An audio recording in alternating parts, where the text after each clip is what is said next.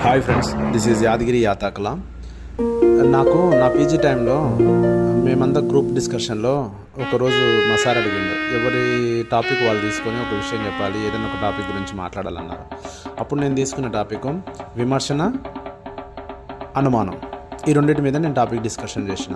విమర్శన అనేది ఎదుటి మనిషిని విమర్శించడం కాదు, మనల్ని మనమేంటి అనేది ఆ మిర్రర్ ముందర నిలబడి మనం ఎలా ఉన్నాము, మన పద్ధతి ఏంటి అనేది మనల్ని మనం విమర్శించుకోవాలని మన చిన్నప్పటి నుంచి కూడా మనకు స్కూల్లో చెప్పిన టాపిక్ గురించి. ఇట్లా మనం ఏ విధంగా చదువుకుంటే ఎట్లా, ఎదుటివాడు బాగా చదువుతున్నాడు మనం చదవట్లేము ఎట్లా అనేది విమర్శించుకోవడం కాదు, వాడు చదువుతున్నాడు నేను ఎందుకు చదవలేకపోతున్నా అనేది మనం మిర్రర్లో చూసుకొని మనల్ని మనం విమర్శించుకోవాలి. అది ఒకటి. ఇంకొకటి అనుమానం అనేది అస్సలే ఉండకూడదు ఎప్పుడు కూడా. అనుమానం అనేది ఎట్లా అని అంటే, మనం చదువుకుంటున్నప్పుడు అరే నా దగ్గర నుంచి ఇంకోటి చూసి తీసుకుంటున్నాడేమో, నా నోట్స్ వాడు చూస్తున్నాడేమో అనేది అసలు ఉండదు.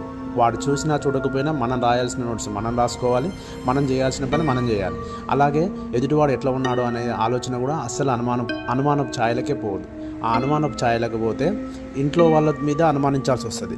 ఆల్మోస్ట్ అప్పట్లో కూడా నేను 2016 నా పీజీ టైంలో కూడా నేను చెప్పిన డిస్కషన్ ప్రకారం, ఇప్పుడు కలియుగంలో ఇప్పుడు జరుగుతున్నది కూడా, ప్రతి మనిషి వాళ్ళ భార్య మీద అనుమానం, అమ్మాయికి భర్త మీద అనుమానం. ఈ అనుమానం ఉన్న రోజులు కూడా మన దగ్గర ఎక్కువ కూడా ఇప్పుడు మనది ఫారిన్ కంట్రీస్ మోడల్ లాగానే మన దగ్గర విడాకుల సిస్టమ్ ఎక్కువ జరుగుతుంది. ఎందుకని? అనుమానం, ఇద్దరికీ అనుమానం. ఇప్పుడు మనం చూస్తున్న సెలబ్రిటీలు, ఆర్థికంగా ఉన్నవాళ్ళు కొద్ది రోజులు పెళ్లి చేసుకున్నారు, కొద్ది రోజులు విడిపోతున్నారు. ఇట్లా ఉండడం అనేది ఎక్కడి నుంచి వచ్చింది?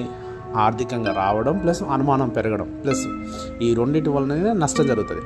అందుకని ఒకరు భార్య మీద అనుమానం పెంచుకోవద్దు, భర్త మీద అనుమానం పెంచుకో. ఇలా పెంచుకుంటున్నామంటే సొంత నీ అమ్మ నాన్న మీద కూడా నువ్వు అనుమానం పెంచుకుంటున్నట్టే. అందుకని ఎప్పుడు కూడా ఇవన్నీ చేయొద్దని నేను ఆ రోజే చెప్పిన. ఈ తీపి జ్ఞాపకాలు మళ్ళీ గుర్తు చేసుకుంటుంటే ఈ టైంకి నాకు అనిపించింది.